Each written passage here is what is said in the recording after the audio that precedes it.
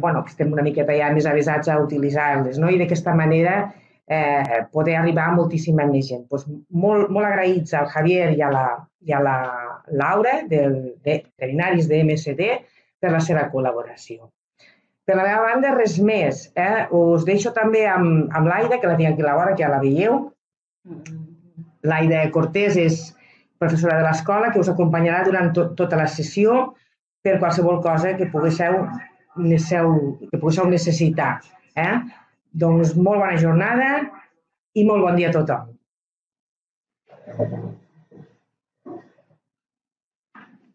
Bones a tots, d'acord? Jo soc l'Aida, anem a començar amb la jornada. Llavors, primerament parlarà la Laura Ferreira, de la maneig de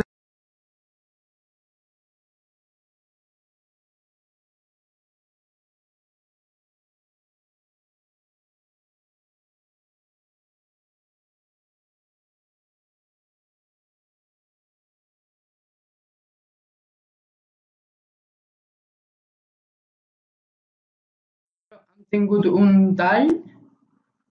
Espero que em sentiu bé ara. Hem tingut un tall d'internet. Llavors després parlarà Javi. Per últim farem les preguntes, el torn de paraules que podreu escriure, d'acord? Doncs així donem pas a la Laura. D'acord, Laura, si vols ja pots obrir la càmera. Te fico la presentació i tot teu. Vale, pues moltíssimes gràcies, Montse y Aida, por la benvinguda. Ay, me oigo cosas del directo, me oigo como eco. Espera, no sé, ¿se me oye bien? Sí. Vale, yo me oigo con un poco de eco, pero si se me oye bien, perfecto. Esto, que muchísimas gracias a la escuela por contar con Javi y conmigo para esta jornada. Un placer y muchas gracias a todos y a todas por estar aquí conectados. Bueno, pues yo voy a hablar sobre el manejo de la recría. Entonces, es un tema... Espera, perdona, me voy a sacar. Me oigo duplicada y me sigo oyendo duplicada. No sé si es cosa mía o se puede arreglar desde ahí. Aida, no sé cómo... Me oigo con eco todo el rato.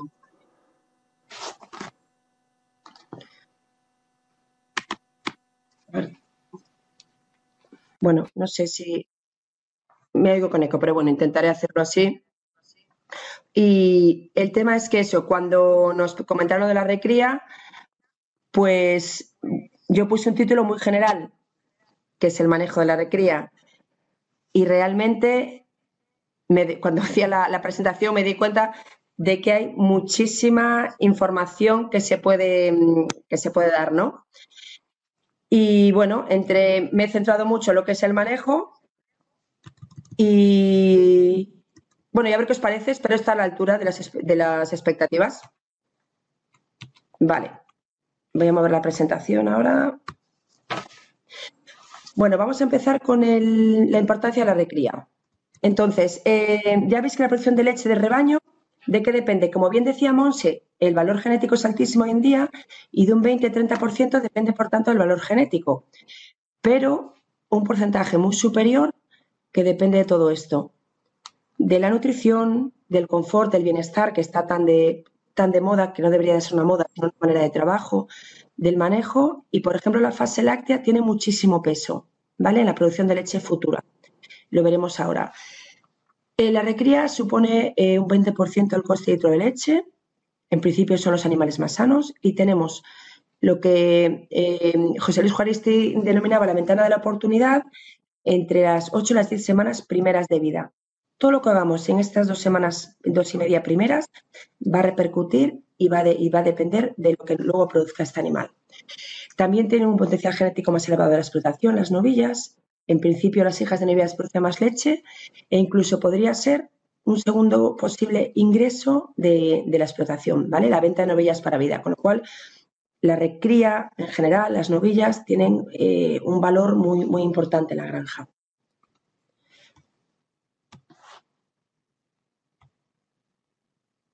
Bueno, pues os voy a hablar de 2 indicadores para una buena recría, que es algo tan sencillo y a la vez tan difícil como garantizar un buen crecimiento.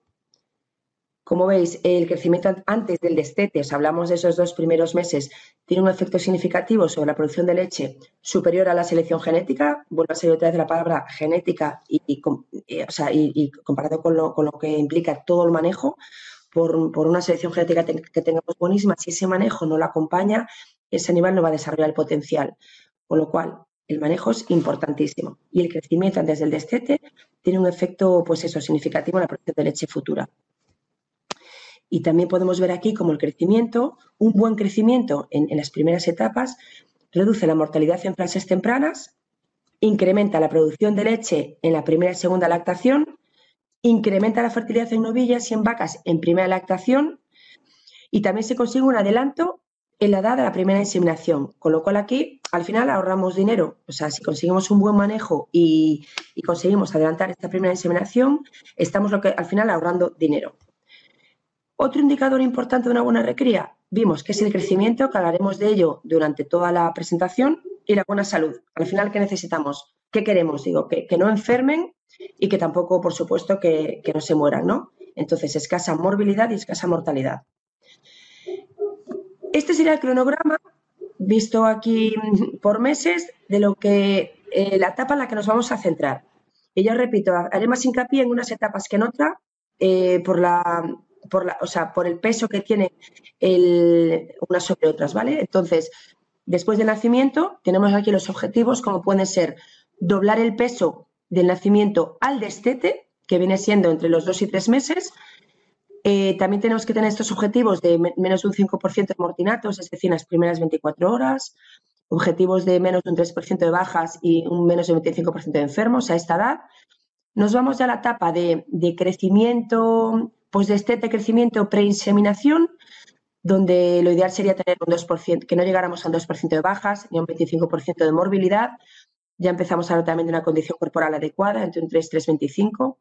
Y llegamos a la etapa de la cubrición, donde el animal debería tener un 55% del peso adulto, un 1,35 metros de altura y un porcentaje de fertilidad en la primera inseminación del 60%. Todos son objetivos que se van marcando en la granja, que luego podemos ver a la hora de hacer una auditoría o de hacer una primera foto de la granja de si se van cumpliendo o no, y según lo que falle, pues trabajar en esta área, ¿vale? Después tenemos el periodo de gestación y ya vendría el parto pues a los 22, 23 o 24 meses, según la edad a la que se haya inseminado.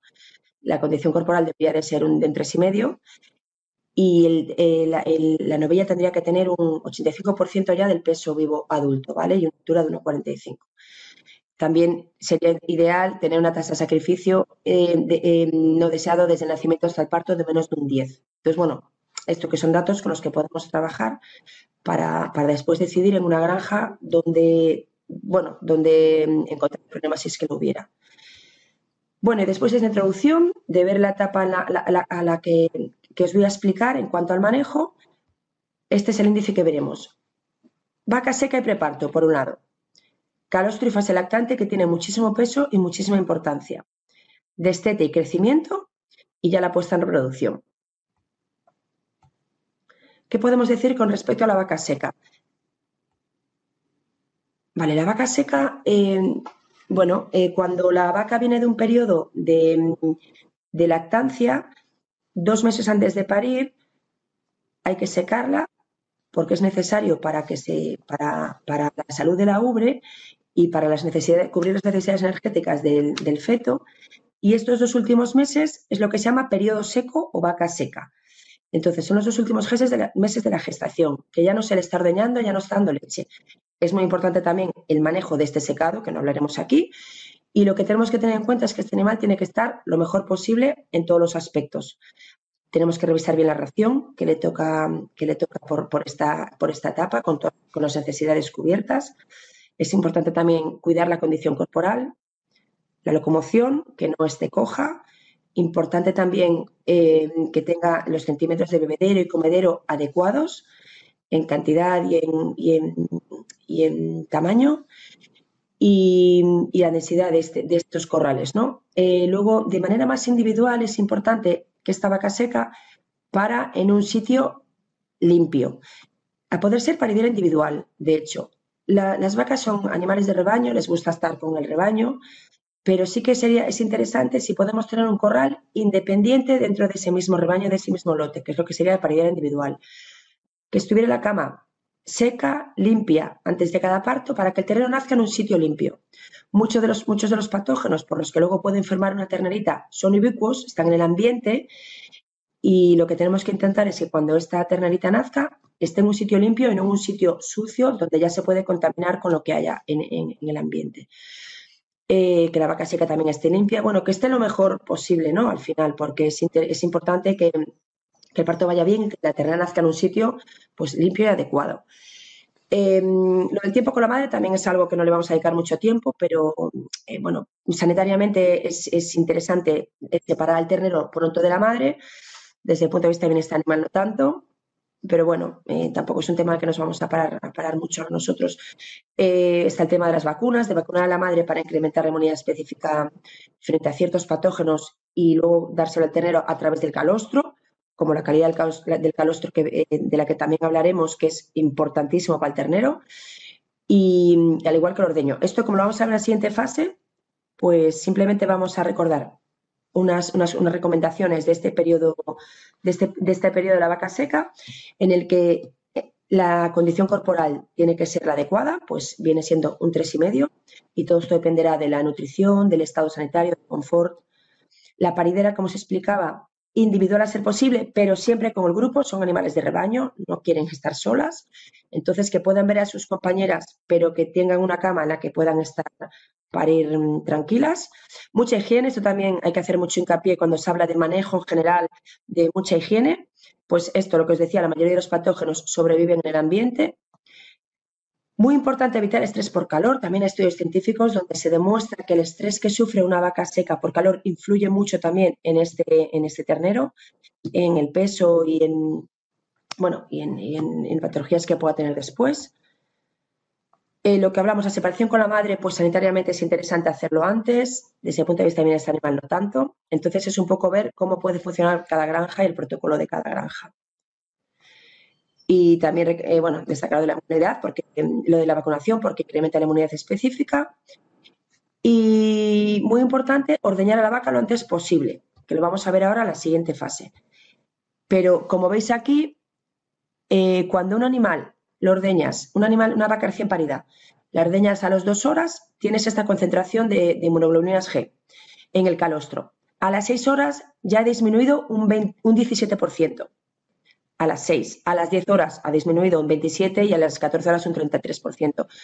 Por eso es tan importante ordeñar a la vaca lo antes posible una vez parida, ¿vale? Porque veis aquí que el porcentaje de inmunoglobulinas desciende a lo largo del tiempo. Al final vamos a contracorriente, a contrarreloj, digamos, a contrarreloj. Una vez que para la vaca es importante ordeñarla rápido.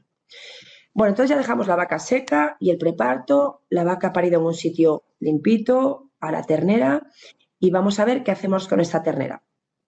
Ya la vaca sigue su camino y la ternera entra en esta fase lactante, donde haremos mucho hincapié en el calostro. ¿Por qué? Porque el calostro, porque la inmunidad del ternero depende sí o sí de la transferencia pasiva a través del calostro. Por el tipo de placenta que tiene la vaca, no le transfiere ni inmunidad ni anticuerpos al ternero a través de la placenta. Lo hace a través de este calostro. Entonces, como bien decía Hipócrates, que el alimento sea tu medicina, y es el caso más claro. Realmente este alimento del ternero realmente es una medicina, es importantísimo. ¿Qué es el calostro? La primera secreción de la ubre tras el parto. Y hablo mucho de anticuerpos, que es verdad, porque lleva defensas para el sistema inmune, lleva inmunoglobulinas, células del sistema inmune, factores de la inmunidad como la lactoferrina, de la inmunidad específica, pero también lleva otros nutrientes y otras sustancias fundamentales, como nutrientes, la grasa, proteína, vitaminas, que esto es un aporte energético muy importante para la termorregulación de las terneras cuando nacen, ya que nacen sin grasa prácticamente. El efecto laxante y efecto teflón hace un efecto como de proteger la pared del intestino. Factores de crecimiento, factores que influyen en el desarrollo del tracto gastrointestinal, o sea que realmente claro que nos aporta los anticuerpos necesarios para, digamos, casi la supervivencia del ternero, pero tiene muchísimas más sustancias súper importantes. Y dentro del calostro vamos a hablar de las 4 Cs del calostro, que es con lo que trabajamos, con lo que hemos trabajado mucho en MSD. Son calidad, cantidad, celeridad, o sea, la rapidez en dárselo, que también vamos a contrarreloj, y también hay que hacer mucho hincapié en la contaminación. La calidad. Bueno, nos interesa tener un calostro de buena calidad, es decir, con sobre todo mucha cantidad de anticuerpos. La podemos medir a través de este refractómetro que viene siendo como un densímetro, en la que veis que por ser más denso flota más, con lo cual el color verde sería un calostro mejor, sería más denso, o también medirlo con un refractómetro de Brix, que tendría que tener como mínimo 22 grados de resultado. Y en el calostro podemos influir mucho desde la vaca con la nutrición, como os decía, con el manejo, con el estrés por calor, que también influye muchísimo en obtener un buen calostro. Es importante también medirlo y controlarlo, y algo importante es a la hora de conservarlo, que es un manejo que se hace en muchas granjas para tener calostro disponible para dar a las terneras cuando nacen. No hacer pool, o sea, no mezclarlos, porque un calostro de mala calidad puede empeorar la calidad de un calostro que sea de mejor calidad, ¿vale? Es importante no mezclarlos en cuanto a manejo. Y ya pasamos a la cantidad de calostro que hay que dar. Ahora os voy a enseñar un montón de estudios en el que se refleja cómo, dando la cantidad de calostro necesario, se consiguen muy buenos resultados en cuanto a producción y crecimiento. Es importantísimo dar 4 litros en las primeras 2 horas, ¿vale? Esto supone 200 gramos de inmunoglobulinas G. Y aparte de esos 4 litros en las primeras 2 horas, 2 litros más dentro de las 12 siguientes, y continuar 3 días mínimo de calostro, porque el calostro de segundo ordeño o de leche de transición ya no tiene tantos anticuerpos, pero es verdad que como os explicaba antes, el calostro es mucho más que anticuerpos. Entonces es muy interesante dar calostro más de un día. Luego es verdad que cuando vamos a las granjas, pues algunas dan un día de calostro por manejo y por protocolo, porque les facilita, y ya hay que adaptarse eso bueno, pues a lo que se hace cada granja, pero sí que es verdad que a la hora de transmitir la información es importante decir que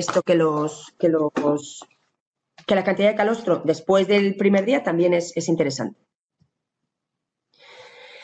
En cuanto a cómo administrar el calostro, bueno, pues tenemos con biberón y la tetina, pero hay que asegurarse de dar esos 4 litros. A veces hay que recurrir a la sonda, también por manejo, porque necesitamos a lo mejor más trabajadores para poder administrarlo, no tenemos tiempo, pues mira, tenemos que sondar. Hoy hay sondas que también son muy fáciles de aplicar, son más flexibles, son fáciles de que no haya problema al sondarlo. Y entonces es un poco lo que digo, depende un poco de cada granja, de cada ganadero, de cada ganadera, de las necesidades, ¿no? Ahora, eso sí, se haga lo que se haga, es importantísimo la higiene. Muchas veces vienen los problemas de diarrea neonatal, que luego también muchas veces derivan en neumonía, porque no se ha limpiado bien esta tetina de la que está mamando esa ternera, o esta sonda con la que está sondando esa ternera. Entonces se queda la grasa acumulada, no se lava bien, y ahí es una fuente, pues, de alimentación para bacterias que luego somos nosotros al final los que le damos a los animales. Como os decía, hay que quedarse con dar el 10% del peso vivo de calostro. Si la ternera nace con 38, 39, 41 kilos de peso, pues hablamos eso de dar pues casi alrededor de los 4 litros de calostro. Y aquí qué diferencia el hecho de dar 4 litros de calostro a dar 2 litros, después tenemos ya la ingesta de leche, pero ya solo el hecho de dar de 4 a 2 litros, la ganancia media diaria en los primeros 80 días es muy superior a la que puede ser el dar solo 2 litros de calostro. Aquí tenemos otro ejemplo en el que se ve cómo solo por este manejo, que es, en vez de dar 2 litros, doy 4. Cómo se ve, qué diferencia hay entre la ganancia media diaria de los kilos por día que gana el animal y los litros en la primera lactación. Entonces, hablamos de repercusiones a largo plazo, que no lo vemos en este momento. Nosotros en este momento estamos trabajando con la ternera pequeña, nos da trabajo y nos genera gasto, no nos está produciendo nada, pero sí que tenemos que pensar en un futuro. Solo por el hecho de dar 2 litros más de calostro, si hacemos todo lo demás bien también, claro, tendremos más litros de leche en la primera lactación.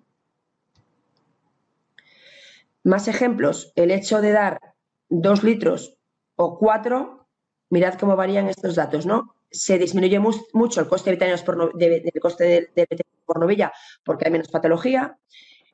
Se incrementa la cantidad de leche en la primera lactación, incluso en la segunda. Otro ejemplo aquí tenemos de Mike Pannenburg, en el que por el hecho de dar 4 litros de calostro más 2 litros de 6 horas después, con la diferencia de dar solo 2 litros, mirad lo que ha mejorado. El consumo de lactorreemplazante, que es la leche que daremos, en un 8,5%, ha crecido un 18% más.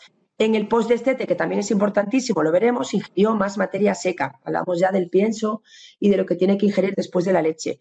Y creció, o sea, una ganancia media diaria de más de un 25% y tuvieron 0,6 lactaciones más. Bueno, esto es un poco para demostraros de manera científica cómo es importantísimo y fundamental dar el calostro que necesitan, que son como mínimo 4 litros o el 10% del peso vivo. Pues después de tener claro ya que la calidad tiene que ser exquisita, que la cantidad tiene que ser el 10% del peso vivo, nos vamos a la tercera C del calostro, que es la celeridad, es decir, la rapidez en la que hay que darlo. Igual que vamos a contracorriente con la vaca en ordeñarla, porque si no disminuye el número de anticuerpos de ese calostro, vamos a contracorriente con el ternero. Aquí veis cómo a lo largo de las horas tras el nacimiento disminuye la eficacia de absorción de inmunoglobulinas. Si a las 6 horas aún está cerca del 100%, a las 12 está reducido a la mitad, mirad a las 18 horas y a las 24 horas. La capacidad de absorción de las inmunoglobulinas. Este intestino que está abierto aquí para recibir a los anticuerpos y a todo lo que aporta el calostro, mirad a las 24 horas. Entonces, es importantísimo también darlo dentro de las primeras horas. Cuanto antes mejor. Luego es verdad que hay que adaptarse al manejo de la granja, mejor la vaca pare de noche, no se está allí para hacerlo, pero bueno, por lo menos que la información es poder, ¿no? Entonces sabemos que el calostro hay que darlo cuanto antes. Y ya nos vamos a la cuarta C del calostro, la contaminación. Este también es un punto crítico, porque podemos tener un calostro de una calidad excelente, que como lo recojamos y lo dejamos a temperatura ambiente durante media hora, ya la contaminación es tremenda. Y entonces las bacterias compiten por las inmunoglobulinas y al final lo que le estamos dando al animal son bacterias. Es un punto muy crítico en el manejo. La multiplicación bacteriana es muy rápida a temperatura ambiente. También puede haber multiplicación en el proceso de refrigeración o congelación si no se hace correctamente. Hay que enfriarlo rápido. Ahora veremos cómo. Y también la competencia de las bacterias por las inmunoglobulinas por atravesar el intestino. Entonces, tenemos que intentar que ese calostro que recogemos lo manipulemos de la mejor manera posible para que no se contamine. ¿Y qué recomendamos? Pues limpieza la ubre, recogerlo en envase limpio. Bueno, lo añadir conservante depende, todo se puede guardar. Enfriarlo a 16 grados de la temperatura que lo cogemos hasta en 30 minutos. Almacenarlo en nevera a 4 grados o menos y congelar si es el caso, ¿no? Y luego también se puede valorar la pasteurización. Ya os digo que yo estoy dando mucha información que luego se puede parar en cada punto lo necesario o hacer muchas más presentaciones de cosas más específicas. Pero bueno, esto así a grosso modo, ¿vale? Sobre el calostro. Eso, recordar la cantidad que hay que dar, la rapidez con la que hay que administrarlo, y la contaminación y que la calidad sea lo mejor posible. ¿Qué consecuencias puede tener un fallo de transferencia calostral? Pues al final, pues más bajas o animales más enfermos, ¿no? En referente a la salud, que al final implica más gasto de medicamento, menor producción de leche y grasa en el primer parto, menor eficacia en el consumo de la leche y retraso en la primera inseminación. O sea, todos son desventajas, o sea que dedicarle mucho cariño y atención al calostro es muy importante y tenemos nuestra recompensa. Podemos monitorizar la calidad, como se decía, con el refractómetro. También podemos monitorizar el encalostramiento, midiendo proteínas totales en el suelo de terneras pequeñitas, una vez encalostradas, ¿vale? También es una práctica que se puede hacer para comprobar si se está haciendo bien el encalostramiento en una granja, ¿no? Entonces, es información con la que podemos trabajar para ver en qué puntos tenemos que mejorar.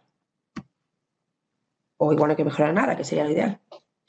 Bien, entonces recordaros, ¿por qué estos primeros meses de vida tienen tanta importancia? Es que si en un periodo de tiempo corto el ternero, la ternera sufre mucho cambio y por eso es importante acompañarlo de manera, bueno, aportando mucho bienestar animal y que al final no pase pues ni hambre, ni frío, ni sed y que esté en un sitio limpio. Es un periodo crítico porque realmente es el periodo de la recría en el que hay más mortalidad y morbilidad, es el coste de euros al día es el más caro de la recría y luego hay que aprovecharlo mucho porque tiene una capacidad elevada de conversión. Damos 2 y obtenemos 1. Solo la fase lactante. Luego la de crecimiento veremos que damos 3 y obtenemos 1. También es muy rentable y cuesta menos el pienso que la leche. Entonces, bueno, hay que darle mucha importancia a esta primera etapa, ¿vale? Y tiene repercusiones a largo plazo. Vimos que según cómo manejemos a la recría, tendremos una vaca que produzca más o menos leche en la primera semana de lactación. Bueno, también aquí doy pautas generales. El alojamiento, bueno, tenemos que tener en cuenta el espacio que no tenga frío, que no tenga calor. Ahora os voy a poner una diapositiva en la que veréis que las terneras pequeñas, su zona óptima de crecimiento es entre 15 y 25 grados. Vosotros allí en Vallfogona de Balaguer, 15-25 grados, no hay tan, o sea, en la época del año hay mucho más frío, en invierno, incluso primavera, debajo de 15. De hecho, veis aquí, frío, regla 15-15, a los 15 días tiene frío a los 15 grados. Entonces, claro, hay que tenerlo en cuenta para que no pase frío y no pierda energía en conservar el calor y la pueda utilizar la energía en crecer. Bueno, hay normativas sobre el tamaño que tiene que tener alojamiento, pero más que pensar en la normativa, tenemos que pensar en que tiene que tener espacio suficiente porque hay un momento de hacinamiento en el que hay muchos animales, en el que es proporcional en la patología concretamente respiratoria. Luego Javi, que mi compañero que hablará después, hablará también sobre eso, sobre la patología respiratoria. Yo no me voy a meter en patología ahora, porque ya el manejo ya implica, ya es mucha información. ¿Qué más? Pues también la cama, la paja picada, larga, corta, la que absorbe más, absorbe menos, la humedad que se queda bajo la cama. Es que hay que tener en cuenta muchas cosas. El calor también, poner sombras, intentar jugar con el sol de invierno en cuanto al... o sea, con el sol, digo, en invierno que las casetas, a poder ser, porque también dependerá de los vientos que haya, que estén encaradas al sol para que ese sol de invierno caliente y seque un poco la cama. Sin embargo, en verano ponerla al contrario del sol para que la caseta le dé un poco de sombra y bueno, y tenga sombra, que es importantísimo también. Y tener en cuenta también la ventilación, que no corriente, pero que tiene que ser un sitio aireado para que se pueda, o sea, no sufran de patología pues por el amoníaco concentrado, por ejemplo. Y como siempre hago mucho hincapié en la higiene. Si se trata de casetas, cada vez que vamos a meter animales en casetas nuevas, poder limpiarlas de manera que eso, que no quede pues restos de heces de la ternera anterior, que esté limpia al final, ¿no? Y desinfectada. Lo mismo con la amamantadora, que se pueda limpiar suelos, paredes y, bueno, ya nos cuento la tetina y todo, o sea, los utensilios con los que damos de comer. Esta es la gráfica que os quería enseñar. Como veis, entre 15 y 25 grados es la temperatura óptima para crecer y a menos de 15 ya tienen frío. Entonces, la energía la destinan a mantener el calor y no a crecer. Y lo que hablaba al principio nos interesa, que crezca. A base de comida, a base de no tener frío, a base de cuidarla. La verdad que lo más básico, pero luego son muchas cosas que es fácil que se escape, ¿no? Porque en una granja hay muchísimo movimiento y muchísimas cosas que tener en cuenta.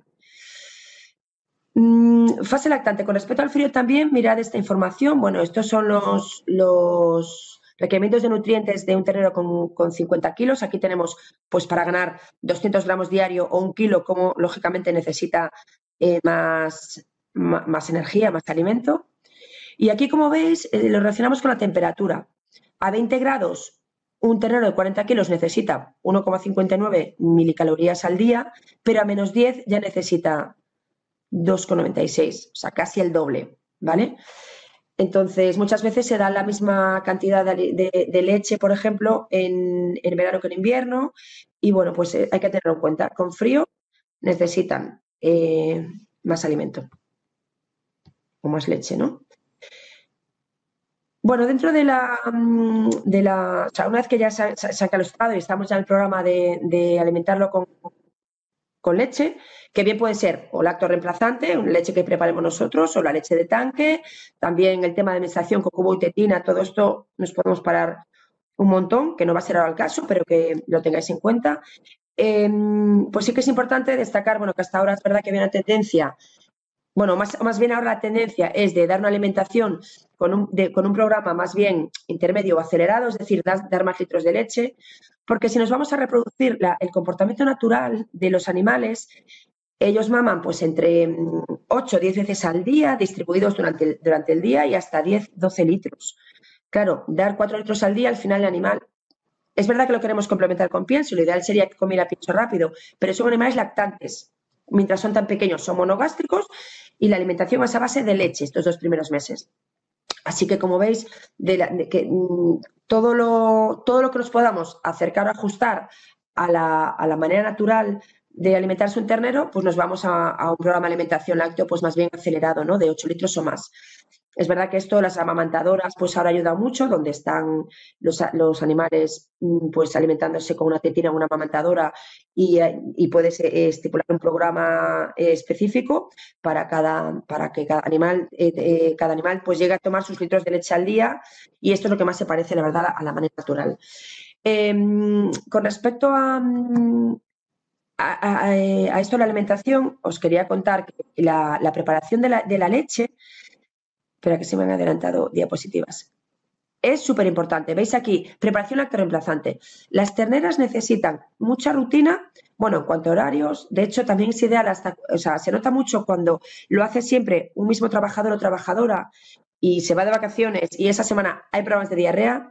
Igual no es que tiene una patología infecciosa, igual simplemente es que ha habido un cambio en la preparación de la leche o en la forma de dar la leche, en la temperatura adecuada de la leche. Entonces, hay que intentar ser muy constantes en esta preparación de la leche y en la administración de la temperatura de la leche.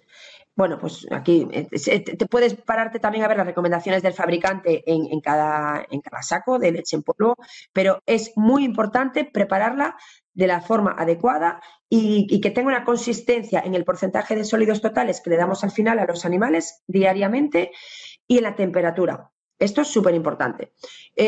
Cubo tetina, bueno, la verdad la tetina es la manera más natural de alimentarse, porque simula como el animal mamaría de la ubre de la vaca. Ayuda a la formación de la gotera esofágica cuando pone la postura de la cabeza hacia la tetina. Puede generar más saliva y ayuda, con la succión, generar más saliva. Todos esos son factores importantes a la hora también de la digestibilidad incluso de la leche. Entonces, bueno, ya os digo, se podría hacer un módulo entero sobre esto, que cuando queráis, pero bueno, como es un manejo de la arquería en general, seguimos que después de la leche, después no, mientras se está alimentando con leche, ya es importante, perdonad que se me está pasando aquí solo, es importante darles pienso starter. Al principio comerán poco pienso, pero ya se van familiarizando, porque luego después de dejar la leche se alimentarán a base de pienso y forraje, ¿no? Pero al principio, mientras están con la leche, dar pienso es importante para que se vayan familiarizando, ¿no? Con las características oportunas. El agua, que es fundamental, que tiene que estar siempre libre, o sea, siempre limpia y disponible desde el primer día. En invierno, de hecho, sería recomendable incluso que calentarla un poco para que estuviera templada, para que no estuviera tan fría. En verano, ya ni os digo, incluso reponer el agua más a menudo. Y es el principal estimulante del consumo de alimento sólido, con lo cual es importante tener agua desde el primer día disponible. Ya veis aquí también las diferencias de ponerles agua o no en cuanto a la ganancia de peso, al consumo de pienso, incluso días con diarrea, ¿vale? Así que que también bueno, pues, proporciona la humedad que requiere el rumen para que éste se desarrolle, que es un punto muy importante del destete. El agua también favorece que estén las mucosas hidratadas y esto es una barrera para los microorganismos que entran vía oral, ¿vale? Entonces, el agua también es fundamental. Ya no entro también en que sería interesante analizarla, porque muchas veces pues tienen eso, incluso es por patógenos a través del agua, por eso sería interesante también analizarla. Antes de acabar estamos acabando ya la fase de calostro y de fase lactante, y aquí tenemos más manejo, desinfección de ombligo. También es importante, al nacer queda abierto y puede ser una vía de entrada de infecciones. Entonces hay que desinfectarlo cuanto antes. Es importante cómo desinfectarlo. Recomendamos con una concentración, con yodo al 7% y con un vasito así de estos reutilizable, meter dentro del ombligo y acercarlo así hasta la pancha para que le quede toda esa zona protegida. El desmochado, que viene siendo el descornado, pero el desmochado es mejor que el descornado porque aún no ha llegado el botón, no ha llegado al cráneo. Entonces, es interesante hacerlo cuanto antes, antes del mes, porque simplemente con cauterizar los vasitos que irrigan este cuerno, pues ya conseguimos que no crezca. Y también muy importante hacerlo con anestésico local y analgesia sistémica para que el animal no sufra, ¿vale? Que puede tener efectos a corto plazo y a largo plazo, que se hacen muchas barbaridades, por desgracia, cada vez menos, pero aquí las terneritas este día, cuando no se les pone anestesia ni analgesia, sufren. Y la última fase de la fase lactante viene siendo el destete, que lo explicaremos en la siguiente. Y es importantísimo que sea progresivo. Muchas veces se hace abrupto y es muy malo para el desarrollo de los animales al final. Y veis aquí dos rúmenes, uno que no está desarrollado, otro que está desarrollado, y tiene que llegar al destete con el rumen desarrollado. El periodo de transición tiene que ser adecuado. Y hay que asegurarse un consumo mínimo de pienso antes de destetarla. Así que, bueno, repasando, es importante el manejo nutricional con las necesidades que tienen, el programa de alimentación, ver que ganan el peso adecuado diario. Hay que tener programas hechos y bueno, hacerlo de la mejor manera posible, ¿no? El manejo de salud igual, que tampoco me voy a meter en salud. Javi, mi compañero, hablará un poco más, pero tener en cuenta las instalaciones, el manejo otra vez, la higiene y desinfección, es que es un punto importante. Y luego problemas de prevención y tratamiento, ¿no? de las patologías, el diagnosticar de forma precoz, que en esto Javi también nos va a dar mucha información a través de la monitorización y de la digitalización. Y nada, manejo también la decisión de descarte. Bueno, estos son unos objetivos con los que se puede trabajar. Si vamos a una granja y preguntamos, ¿cuántas se te mueren? Y te dicen, pues el 10%. Pues mira, yo sé que entre los 24 y 60 días no puede haber más de un 3%. Pues ya es un punto, ya es un área en el que trabajar, ¿no? Y entonces tenemos aquí información sobre la mortalidad y aquí información sobre la morbilidad en cuanto a diarrea, que es uno de los problemas mayores en la fase lactante, y luego también la neumonía, ¿vale? Que también están relacionadas y, bueno, hay muchos factores que, como digo, se puede hacer en otra presentación, el tema más así de patología, quizás. ¿Qué queremos? Por lo tanto, antes de terminar esta fase, queremos recordar que hay que doblar el peso al nacimiento. Y para esto tienen que crecer, tiene que haber una ganancia media diaria entre 700 gramos y 1 kilo al día, no puede haber más de un 3% de bajas y tienen que consumir el starter, que es el pienso. Y nos vamos a ir ya a la fase de estética y crecimiento. A esta le dedico ya menos tiempo, igual que a la última fase, a la de inseminación, reproducción, porque además también lo hablará Javi. Así que lo que os decía hace un momento, el periodo de transición tiene que ser más largo que corto, o por lo menos el adecuado para que ese animal que está ingiriendo la leche y está obteniendo unas calorías para crecer, lo obtenga igual con el pienso. Claro, a los animales lactantes les gusta mucho la leche, entonces para intentar que coman pienso hay que hacer una fase de transición en la que podemos ir disminuyendo la leche para ayudar a ese consumo de pienso, que como os decía tiene que tener unas características y también tenemos que tener el agua presente y bueno, al final es que sí que es verdad que son muchos detalles, pero que teniéndolos en cuenta, haciéndolo bien, pues no perdemos peso en esta fase, que es el problema, ¿no? Que dejen de ganar, que dejen de crecer. Hay que asegurar un correcto desarrollo ruminal, establecimiento de la flora microbiana en el rumen, capacidad de absorción del rumen y el desarrollo de la capa muscular del rumen. Y esto se consigue no a base de leche, sino a base de pienso y del agua, así que, bueno, es manejo, hay que tenerlo en cuenta. Y de destete progresivo, hay que asegurar, bueno, pues si no 2 kilos de pienso de starter que estén comiendo, por lo menos 1,5 kilos, para asegurar ese kilo que tienen que crecer al día. Se puede trabajar haciendo curvas específicas de cada granja. Nosotros ponemos una granja, pesar las vacas de tercera lactación o más de 150 días en leche y nos da el peso medio que tiene esa granja. Y según ese peso medio podemos ir a pesar nuestras terneras desde que nacen, durante la fase lactante, en el destete, que es un punto crítico, o mientras van creciendo, el postdestete, y podemos ver si nuestros pesos los pesos de nuestros animales están en el valor que toca, ¿no? Entonces aquí podemos ver que si está por debajo, no está creciendo lo que toca, algo tenemos que hacer. Como os decía antes también en la fase lactante, ya veis que le damos 2 y crece 1. En esta fase de postdestete, dándole 3, crece 1, con lo cual es muy eficiente también. Hay que conseguir que el animal coma y que crezca sin patología, y es todo esto acompañarlo pues con las instalaciones y con el manejo y con evitar estrés y con bienestar animal. Veis aquí, por ejemplo, lo destetamos con 81 kilos a los 87 días, a los 4 meses pues debería de pesar 120 casi, 53 días después con una ganancia media de 720 gramos más o menos, ¿vale? Y esto lo podemos comprobar en nuestra gráfica que nos vayamos a hacer. Podemos pesar en báscula o, por ejemplo, aquí pesar en cintando, ¿vale? Con la cinta. Que ya te digo que hay muchos detalles, que se puede parar en concreto, pero es así un general.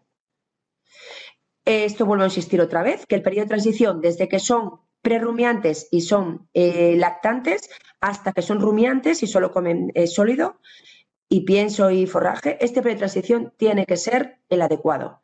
Entonces, entre que deja la leche y come el pienso, no puede dejar de ganar peso. En cuanto a instalaciones, también súper importante. El hacinamiento, si podemos... Como no tengamos las instalaciones adecuadas, vamos a perder mucho sanitariamente hablando. Entonces, los grupos tienen que ser también los adecuados, en principio pequeños cuando son pequeñas, y hacer muy buen manejo, porque sanitariamente igual hay más desafíos, pero desde el punto de vista de bienestar cognitivo, a la hora de relacionarse ellas y de aprender, es muchísimo mejor. De hecho, ahora se está viendo cómo ponerlas a las terneras no en caseta individual, sino en caseta pareada. ¿Vale? Para la relación social desde el principio ya. Porque incluso, creo que no lo dije antes, pero en caseta individual es importante que haya relación visual entre ellas, porque es lo que os explicaba, son animales de rebaño, no quieren estar solas y si hay contacto físico puede haber, al haber más desafío de patógenos, pues puede ser peor, pero si hacemos un buen manejo no tiene por qué, entonces el contacto físico también es importante. El encamado, por ejemplo, ellas pierden mucho frío por las patas cuando son pequeñas y si tenemos una buena cama seca, se pueden tapar las patas, que es por donde más frío pierden, y mantener el calor. Es importante. A estas edades, ya después del postdestete y que empiezan a ser rumiantes, no es tan crítico como cuando están en la fase lactante. Ahí sí que el calor, ya visteis lo de los 15 grados. Que yo cuando leí me llamó la atención también, porque 15 grados es ahora.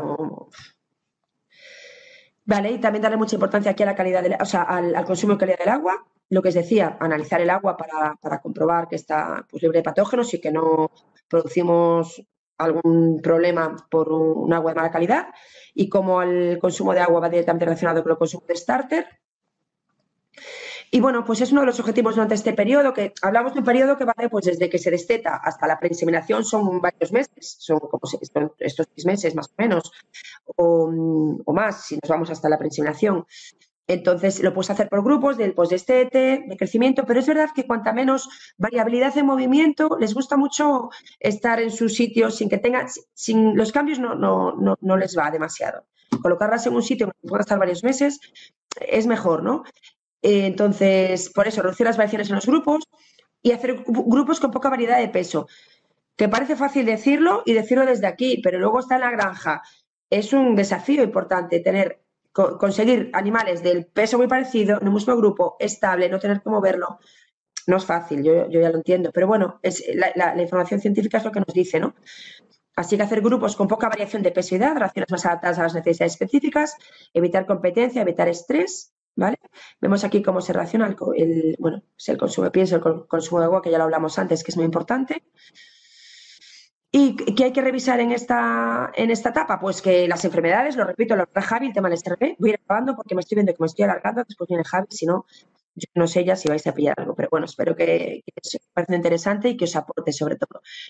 Vale, programa nutricional, las instalaciones, la sobrepoblación también es importantísimo, la ventilación y, bueno, lo que os decía, que pesándolas también se puede monitorizar el crecimiento. Si vemos que crecen bien y que no hay problema, lo que os decía al principio, crecimiento y salud. Si eso va bien, solo tenemos que mantenerlo.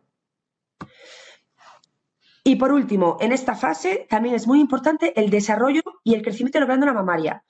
Mirad qué importante cómo está relacionado, cómo los primeros meses de vida, ¿no?, que parecen ser críticos, ya que un plano alto de nutrición y aumento de la tasa de crecimiento se relacionan de manera positiva con el aumento de la futura producción.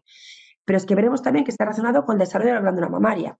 La diferencia en el desarrollo mamario podría deberse al periodo de tiempo más corto para el crecimiento del parénquima, en lugar de un efecto directo de la alimentación. Las novillas con crecimientos altos acortan el periodo de crecimiento alométrico, ya que alcanzan la pubertad o nada más temprano. El desarrollo mamario y la producción de leche pueden estar comprometidos en novillas con crecimientos altos que consumen dietas bajas en proteína a niveles altos de energía. Porque esto es importante también ver la relación, que no crezcan en altura o que no crezcan en gordura, sino que tiene que ser algo, tiene que haber simetría. Entonces, las dietas tienen que ir con adecuada cantidad de proteína y adecuada cantidad de energía. Debemos tener en cuenta que el peso vivo al parto y la condición corporal de la novilla se ha demostrado que tiene más efectos sobre la producción que a nivel de crecimiento prepuberal.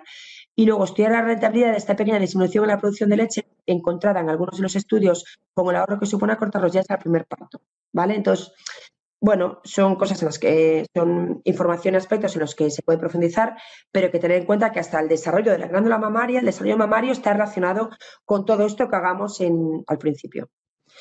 Y ya me queda una diapo, porque de verdad que ahora, Javi, te voy a dar paso con la puesta en reproducción, ¿no? O la etapa, nos interesa que llegue a la inseminación, no tanto por edad, sino por desarrollo, ¿vale? Entonces, claro, si conseguimos un buen desarrollo antes de los 12 meses, mejor, porque la inseminaremos antes y parirá antes, con lo cual todo esto, todo lo que hagamos antes, nos ahorramos dinero, siempre y cuando tenga el tamaño adecuado.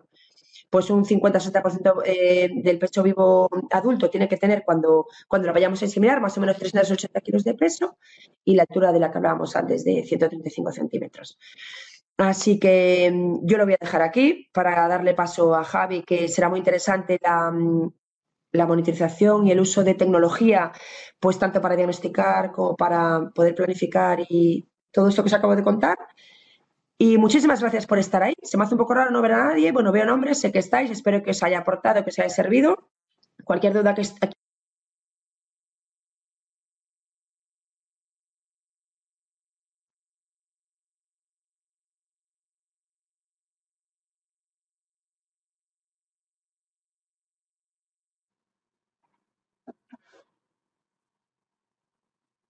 Estoy, gracias, y lo he Laura, dicho, que se puede profundizar mucho más en todo, en realidad.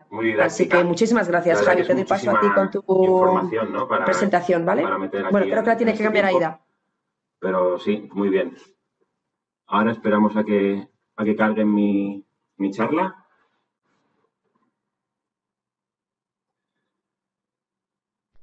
Bon dia. També moltes gràcies a l'Escola Agrària de Vallfogona de Balaguer per la invitació. Y bueno, ya está cargada, sí. Soy Javier Lillo, soy uno de los técnicos de campo de MSD y Alflex. Y yo voy a hablaros un poco de la tecnología en la recría. Vamos a ver qué herramientas tenemos en la actualidad, cómo estamos trabajando, y también vamos a ver otras herramientas que nos pueden aportar mucho. A ver. Bueno, pues en primer lugar hablaremos de las repercusiones de la neumonía en la recría.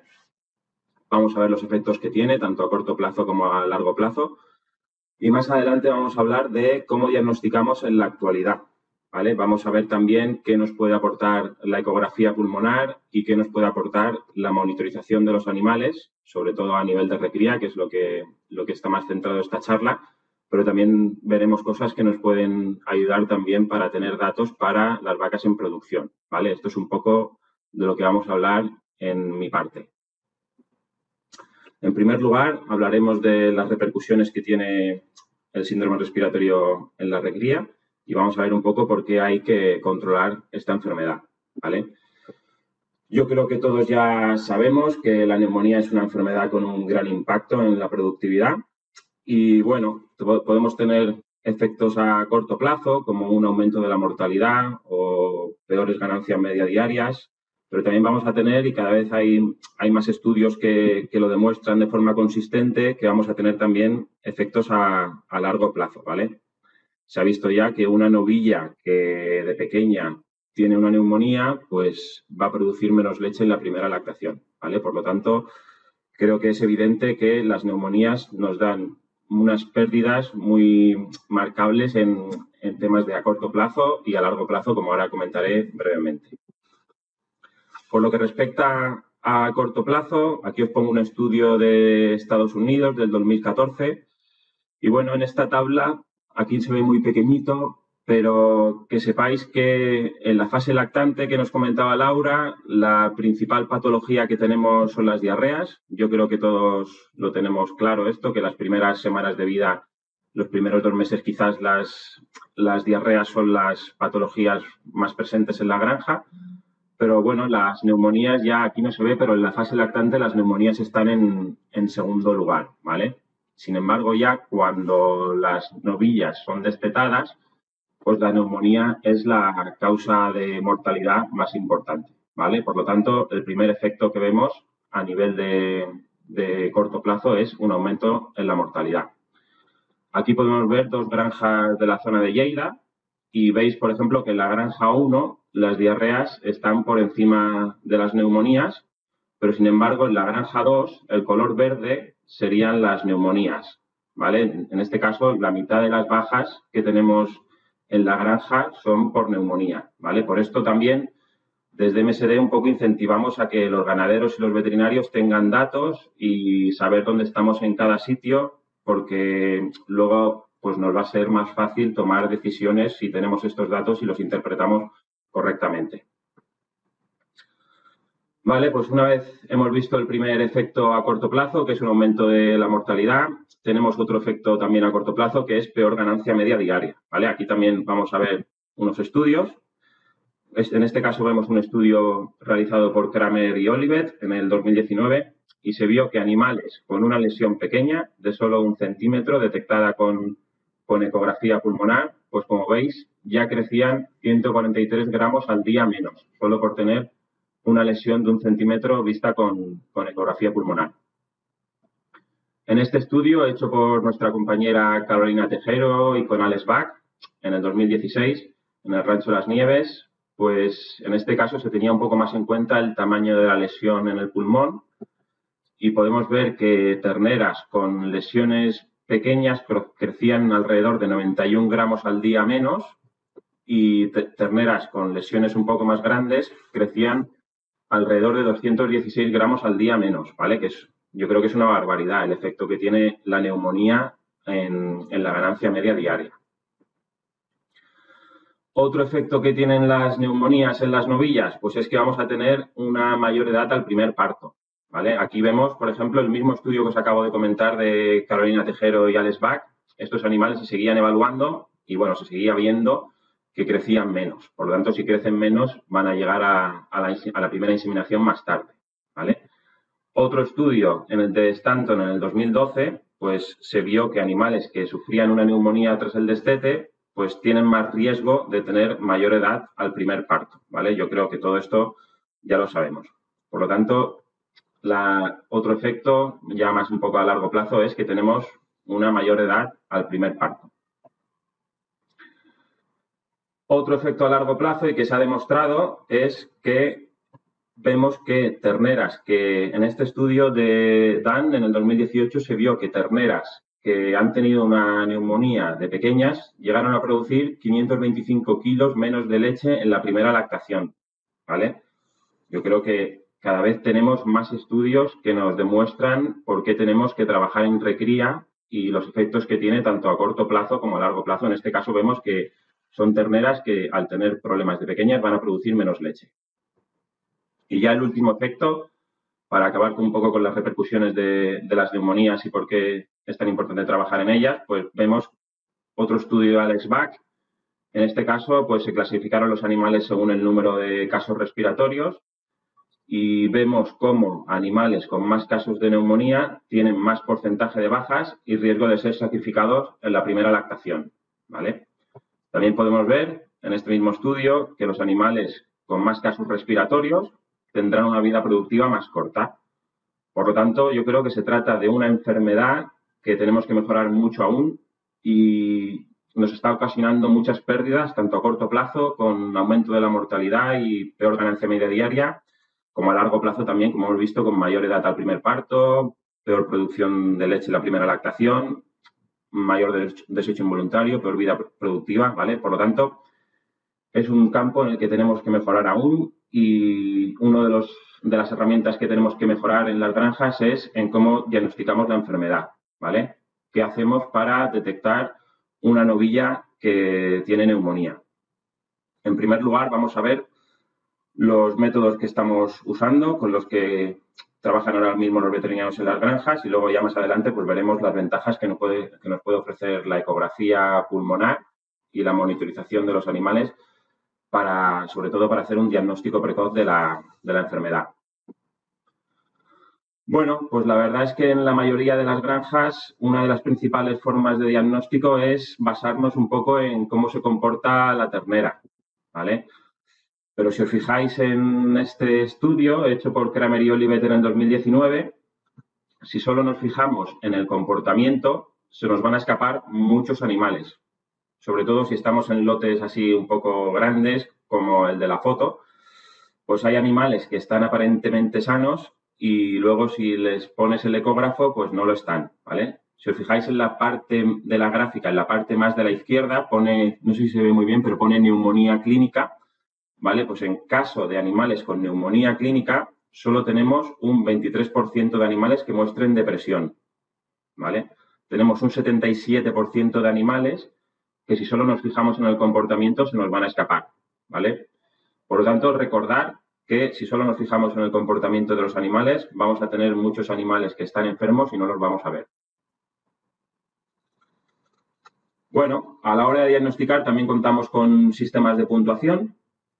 Como veis en el cuadro de la derecha desarrollado por la Universidad de Wisconsin, pues podemos tomar la fiebre, podemos tener en cuenta la tos, la descarga nasal, ocular, podemos ver también la posición de las orejas y según estos parámetros, pues cada animal tendrá una puntuación y en caso de que la puntuación sea mayor a 5, el animal debe ser tratado, ¿vale? Esto es un poco lo que usa el sistema de puntuación de la Universidad de Wisconsin.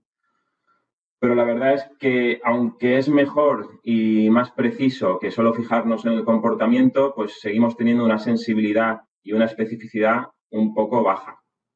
Y también, pues bueno, las terneras, como bien sabéis, son un poco especialistas en escondernos los síntomas. A mí el primero, que hay muchas veces que se me escapan bastantes terneras y luego les paso el ecógrafo y resulta que a simple vista parece que están bien, pero luego no lo están. Vale, otro método de diagnóstico muy famoso y se ha usado mucho es la auscultación, pero si os fijáis, la especificidad de esta técnica es bastante media. Es decir, es bastante probable que clasifiquemos un animal como sano cuando no lo está, ¿vale? Además, muchas veces yo creo que estamos en granjas y tenemos ruidos de máquinas o los animales se mueven y, por lo tanto, es difícil tener un criterio bueno a la hora de usar la auscultación pulmonar. También tenemos el Whisper electrónico, que es un fonendo conectado a un ordenador y que se está usando en Estados Unidos, pero bueno, quizás pronto lo podremos probar en España, ¿vale? Simplemente como otra herramienta que parece que está empezando a usarse.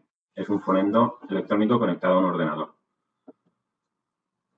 Yo creo que uno de los métodos más comunes es la toma de temperatura y cada vez yo veo más granjas, muchas también de cebo, que usan esta toma de temperatura en momentos críticos para un poco intentar adelantarse a los problemas y detectar antes a los animales. Sí que es verdad que también hay que tener en cuenta la temperatura ambiental porque en verano al final vamos a tener mucho más animales con fiebre que pues solo por la temperatura que hay ambiental. Y la verdad que es un método que si se usa bien sí que nos puede aportar mucho, pero lo ideal sería poder hacerlo pues todos los días, ¿no? Poder tener esos animales controlados todos los días y en el momento que tienen fiebre, pues detectarlos y tratarlos, ¿vale? Es por esto también que se han desarrollado las cámaras termográficas, que veis en la parte de la derecha. Estas cámaras un poco lo que hacen es miden la temperatura del ojo cuando el animal está tomando leche, sobre todo en amamantadoras, y la relacionan con la temperatura corporal, ¿vale? Por lo tanto, sí que es una forma de medir la temperatura cada vez que el animal toma la leche y, bueno, pues pueden darnos buenos resultados, pero también tiene bastante dependencia un poco de la temperatura ambiental, según hemos visto. Otra herramienta que veis aquí en la parte de abajo a la derecha serían los bolos ruminales, que también miden la temperatura a nivel de rumen de forma constante. Y bueno, sí que es verdad que tanto las cámaras termográficas como los bolos ruminales se están empleando en algunos sitios, pero vemos que tampoco acaban de arrancar del todo por diversos motivos. Por último, otra máquina que vemos en muchas granjas son las amamantadoras, las máquinas de los sistemas de alimentación automática. Y si las usamos correctamente, pues podemos ver que terneras que han comido menos y que han ido menos veces a comer, pues las podemos ver una vez vayamos a chequear un poco cómo se han alimentado. También nos pueden aportar mucho, un poco para conseguir ese diagnóstico más temprano del que tanto hincapié hacemos. Yo creo que es un poco clave en las neumonías, pues eso, intentar cuando vemos el primer síntoma de neumonía, en ese mismo momento tratar al animal, porque de esta forma será mucho más probable que necesite menos medicamento y que responda mucho mejor al tratamiento, ¿vale? Es un poco el gran reto que tenemos con las neumonías, es hacer un diagnóstico precoz y adelantarnos a la enfermedad. Es por esto que desde MSD llevamos ya bastantes años trabajando con la ecografía de pulmón, ya que hemos visto que nos permite detectar animales que no veríamos de otra forma. Y bueno, se trata de un método con mucha sensibilidad y mucha especificidad, como ahora veremos, y que nos puede aportar mucho en la recría, ¿vale? ¿Por qué hemos apostado tanto por la ecografía pulmonar? Pues al final se trata de una técnica no invasiva, ¿vale? No hacemos ningún tipo de daño al animal y se realiza fácilmente en granja, a nivel de campo. Cuando coges un poco de entrenamiento se puede hacer de forma muy rápida, es decir, en 1 o 2 minutos ya tienes chequeados ambos lados del animal y de esta forma también tenemos un resultado inmediato. En esta foto se puede ver cómo de forma instantánea vemos cómo está ese pulmón. Nos permite tomar decisiones en ese momento, como por ejemplo tratar o no tratar. Además, contamos con distintos sistemas de puntuación que nos van a permitir clasificar a los animales y actuar según lo que encontramos. Y también, por último, tenemos una sensibilidad y especificidad bastante más alta que los métodos que acabamos de ver, ¿vale? Aunque ahora lo acabaremos de ver más adelante. Aquí habían 2 vídeos, pero no los vais a poder ver. Es un poco cómo se ve en una ecografía. A la izquierda veíamos un pulmón sano y a la derecha veíamos un pulmón que enseguida se ve fácilmente que tiene una consolidación y, por lo tanto, de esta forma obtenemos un resultado inmediato. En 1 minuto podemos clasificar el animal como enfermo y tratarlo o como sano y no tratarlo, ¿vale? Aquí, lamentablemente, estos 2 vídeos no se pueden ver, pero bueno, son simplemente para que sepáis que el resultado es inmediato. A ver, pasamos. Por lo que respecta a los sistemas de clasificación, simplemente nombraros los 2 más famosos. Yo trabajo principalmente con el de la izquierda, que es el desarrollado por Adams y Buczynski. Y bueno, me parece muy simple y bastante fácil de recordar. Simplemente terneras con score o puntuación 1 están perfectas. Terneras con score 2 tienen lo que se llaman las líneas de cometa, que no llega a ser consolidación ni lesión pulmonar, por lo tanto no necesitan tratamiento. Y luego terneras con lesión pulmonar estarían dentro del score 3, si son terneras con lesiones de menos de 6 centímetros, y score 4 sería el más grave, que serían lesiones más grandes o que tienen varias consolidaciones o que tienen efusión pleural, ¿vale? Serían las más graves. El sistema de la derecha es un poco más complejo de hacer y por eso tampoco me sirve para ir muy rápido a la hora de ecografiar bastantes terneras, pero bueno, sirve también para, en caso de querer reevaluar los mismos animales, pues incluye un poco más todas las partes del pulmón. Hay que evaluar todos los lóbulos y se tarda un poco más, pero bueno, para hacer reevaluaciones de los mismos animales quizás también está bien tenerlo en cuenta. Vale, aquí vamos a ver, como hemos comentado, pues una de las razones por la que hemos elegido esta técnica es porque tenemos una sensibilidad y especificidad muy alta. Si os fijáis, aquí tenemos los métodos que hemos comentado antes. En el primer caso vemos que si medimos estos 4 parámetros, si medimos la depresión, apetito, tipo de respiración y temperatura, lo cual me parece bastante complicado de hacer en todos los animales, pues haciendo todo eso tenemos un 62% de sensibilidad y un 63% de especificidad, ¿vale? Y es algo que sería bastante complejo de hacer en todos los animales todos los días. Si nos fijamos en el otro sistema de puntuación que hemos comentado antes de la Universidad de Wisconsin, pues sí que aumentamos un poco la especificidad, ¿vale? Llegamos a un 74%. Y como veis, con la auscultación, pues la especificidad es bastante media. Es decir, podemos tener errores al clasificar los animales. Tenemos solo un 53% de especificidad usando la auscultación. Vemos que en 2 estudios hechos con ecografía contamos con una sensibilidad muy alta y la especificidad también es altísima, lo que es bastante importante para no tratar animales que están sanos, ¿vale? Se trata de una herramienta, sin duda, muy interesante de cara a la reducción de antibiótico también que se nos viene encima y de no tratar animales que están sanos. Usando la ecografía es muy difícil clasificar un animal como sano si no lo está, ya que tenemos un porcentaje de acierto muy alto al clasificar los animales usando la ecografía. También otro tema importante a la hora de hacer la ecografía, pues hemos visto cómo se comporta un poco la enfermedad en las granjas. En muchas granjas estamos haciendo ecografía a la recría y vemos un poco cómo se comporta la enfermedad en las novillas. Vemos que uno de los objetivos que tenemos en las granjas de recría es llegar al destete limpio, que en la Universidad de Wisconsin le llaman el Wing Clean Philosophy. Y bueno, consiste el primer punto en tener menos del 15% de terneras con lesión pulmonar al destete, ¿vale? Aquí en esta granja no se ve muy bien porque se ve muy pequeñito, pero si os fijáis, pues en el momento del destete, que sería a las 10 semanas, tenemos pues un 24% de terneras con lesión pulmonar en el momento del destete. Por lo tanto, no hemos cumplido el primer objetivo del destete limpio y, bueno, pues entonces debemos revisar varios campos de manejo, pues el calostro, todo esto que nos ha comentado Laura. Quizás hay algo aquí que no estamos haciendo bien, las vacunas, quizás tenemos que recurrir a alguna ayuda extra o algo que revisar cómo estamos trabajando en esta granja para conseguir reducir ese porcentaje de terneras con lesión al destete. Aquí en esta granja, pues si os fijáis, a la semana 10, en el momento del destete, solo tenemos un 10% de terneras con lesión, ¿vale? Por lo tanto, sí que hemos conseguido controlar la enfermedad y estamos reduciendo los efectos que hemos comentado antes, los efectos a corto y largo plazo de las neumonías, ¿vale? En esta granja, además, solo mediante el uso de vacunas parenterales subcutáneas, no hemos necesitado usar vacunas intranasales, pero como veis, se está controlando la enfermedad sin ningún problema. Ya conseguimos el primer objetivo del destete limpio. Y otro ejemplo de otra granja, que tampoco se ve muy bien porque se ve muy pequeñito, pero bueno, aquí en esta granja, en el momento del destete, tenemos un 12% de lesión pulmonar, con lo cual estamos bien también. Sí que es verdad que hemos tenido que recurrir a la ayuda de las vacunas intranasales para esa protección temprana que nos ofrecen, pero bueno, pues hemos llegado a ese primer objetivo del destete limpio y no tenemos muchas terneras con lesión al destete.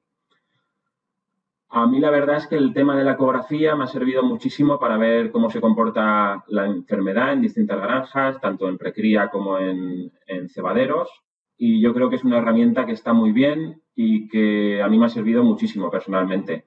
Pero sí que es verdad que puestos a pedir, lo ideal sería poder hacer ecografías de forma diaria, ¿no? Poder chequear a todos los animales todos los días para ver exactamente cómo están en cada momento.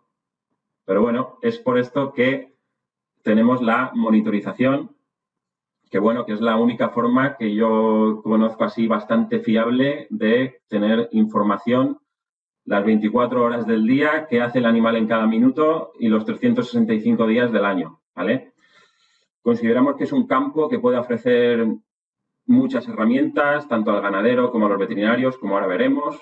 Y, bueno, son dispositivos que nos van a ofrecer muchos datos de lo que hacen los animales en cada momento y vamos a poder tomar decisiones, pues, más acertadas. Al final, si vemos lo que la tecnología que nos ofrece estos dispositivos. Y quizás lo primero que os preguntaréis es por qué ahora un técnico de un laboratorio farmacéutico nos va a hablar de la monitorización.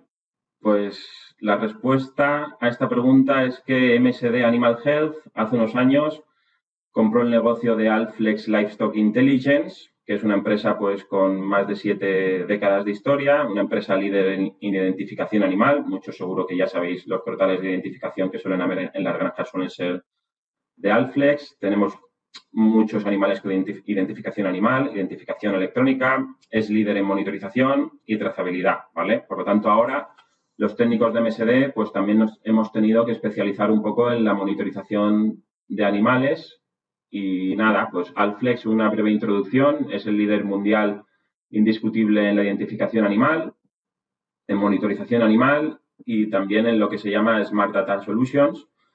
Y esto es básicamente que recogemos datos de todos los animales que están monitorizados para mejorar los algoritmos y crear pues distintas herramientas que luego pueden servir, por ejemplo, a nutrólogos y ver cómo rumian los animales cuando cambian una fórmula. También pueden servir para empresas lácteas, para certificadoras de bienestar.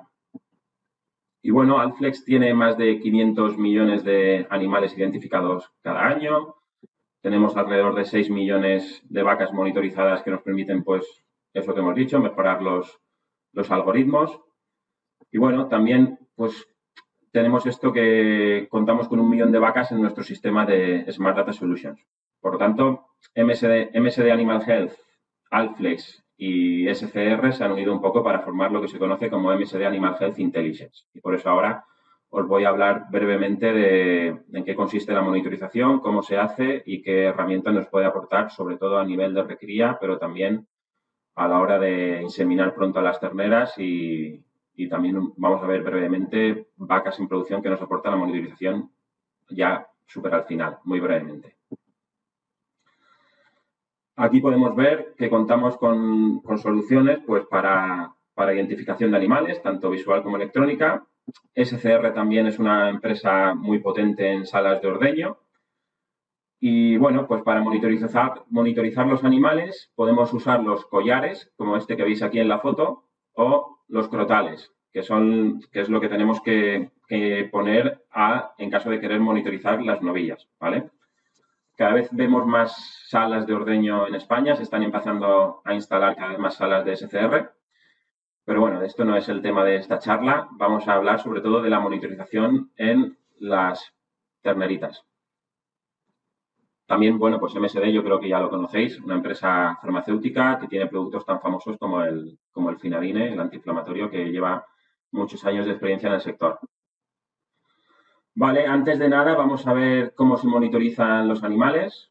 Necesitamos un sistema que sea sencillo y que sea robusto y que aguante un poco las condiciones de campo que hay en las granjas.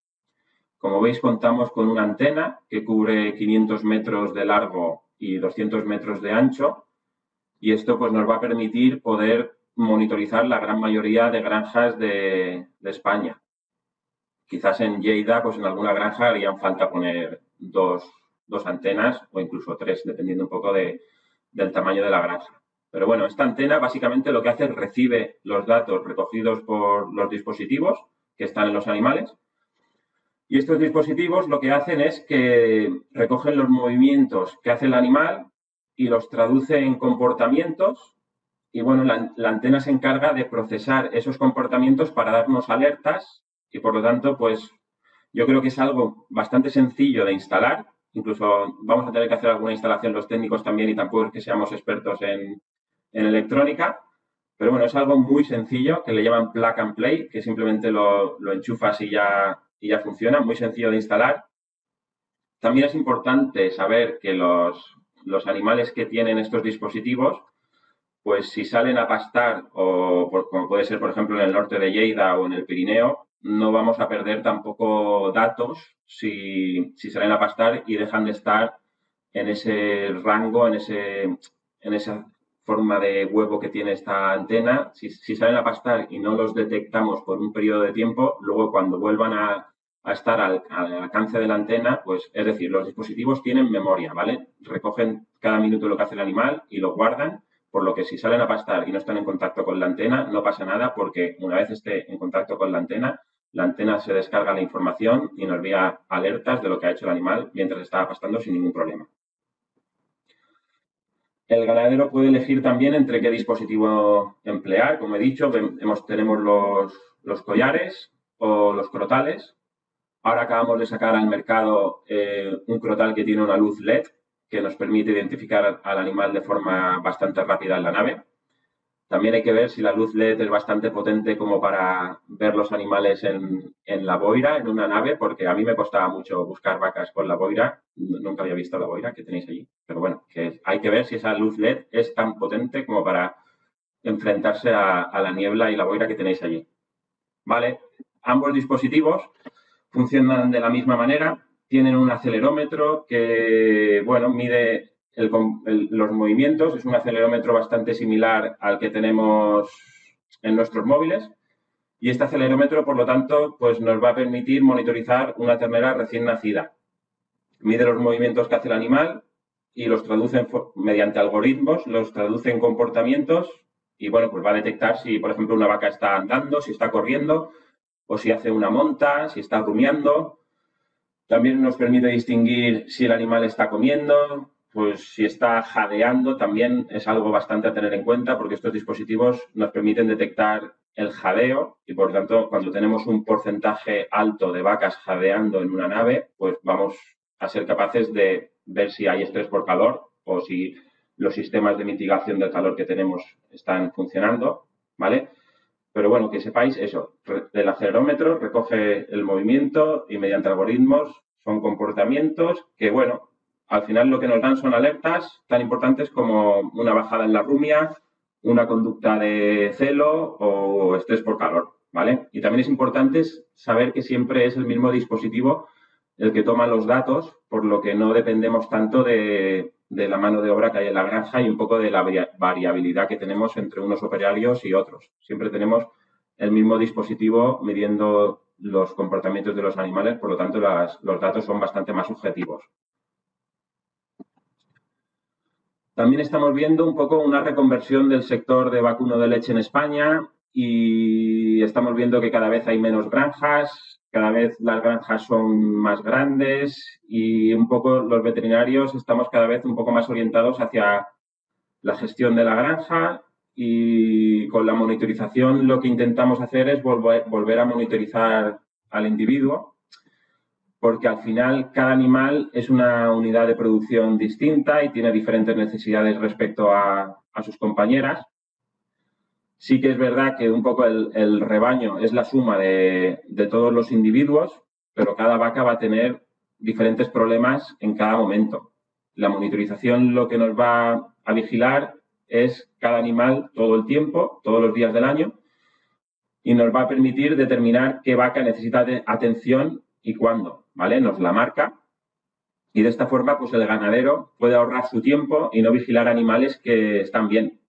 Enfocar su tiempo un poco más en gestionar la excepción y realmente atender a esos animales que el sistema nos marca que necesitan más atención. Esto es una diapositiva bastante que parece un poco comercial, pero ahora os la explico porque con la monitorización se aumenta la productividad, se disminuyen los costes y al final se aumenta la sostenibilidad de la granja, pero sí, ahora lo veremos en las siguientes diapositivas.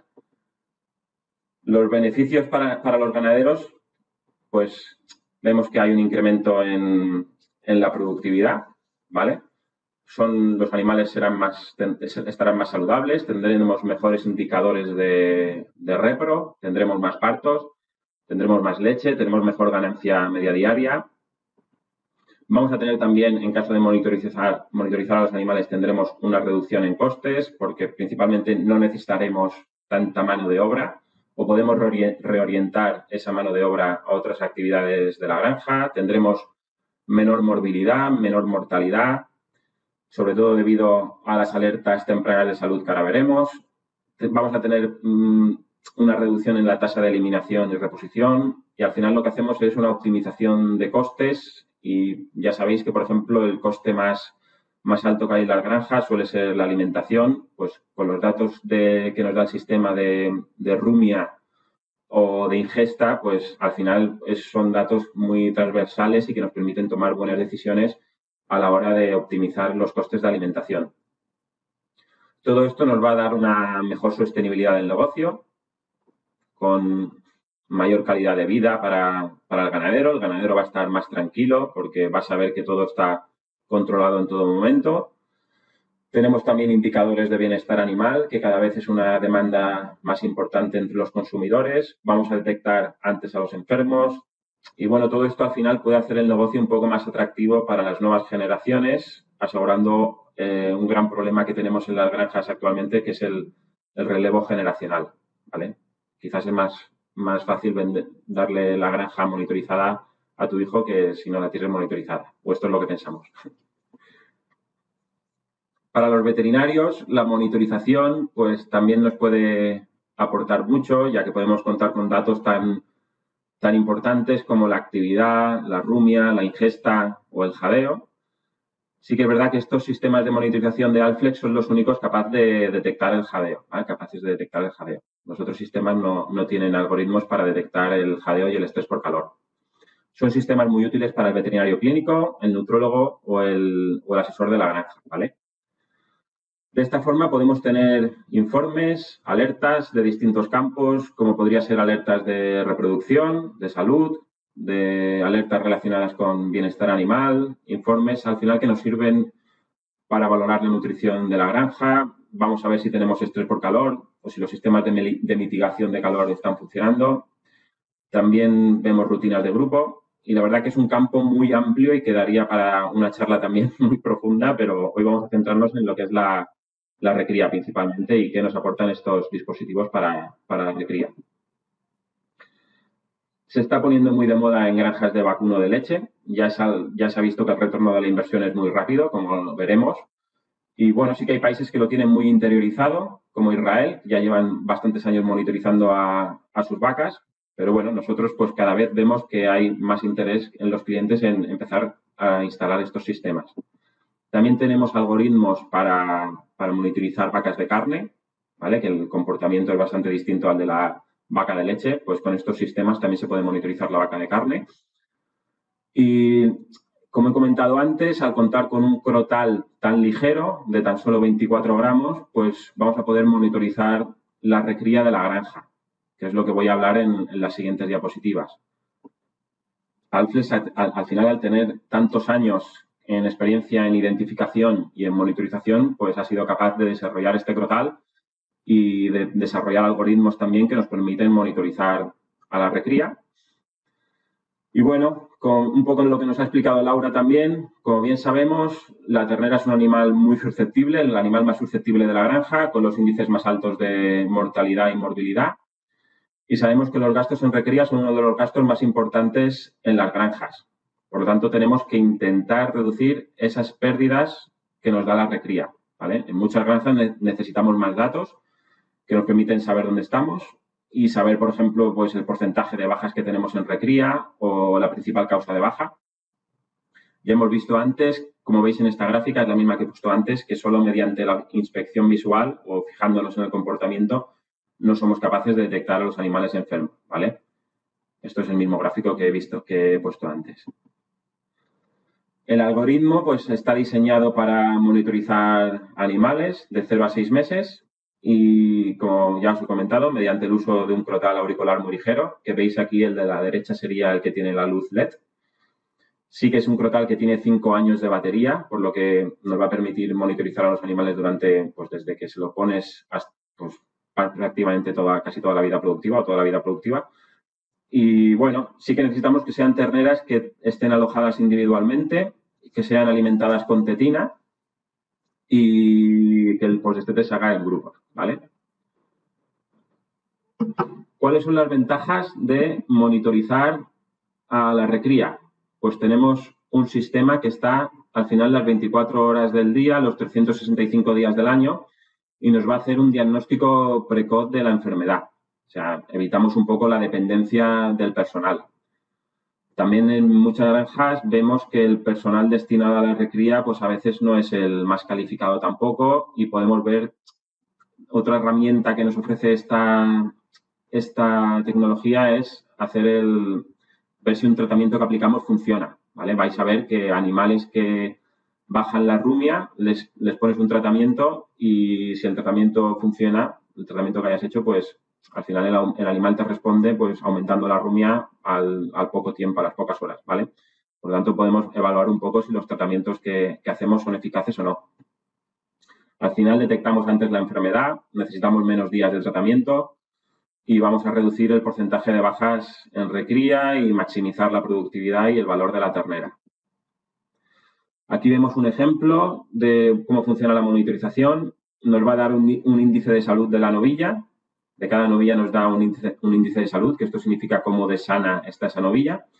Y esto se basa dependiendo un poco en cómo toma la leche, en si come concentrado, y también va a detectar la actividad y el descanso y va a detectar cambios en la actividad y el descanso y en los minutos de rumia, ¿vale? Que es algo muy fiable a la hora de detectar enfermedades. Un cambio en los minutos de rumia es algo que se está viendo que es muy eficaz.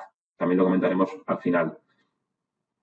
Si os fijáis, por ejemplo, en la parte de arriba, en color gris, pues vemos que hemos tenido 3 alertas. Veis que el color gris ha bajado debajo de esa línea roja.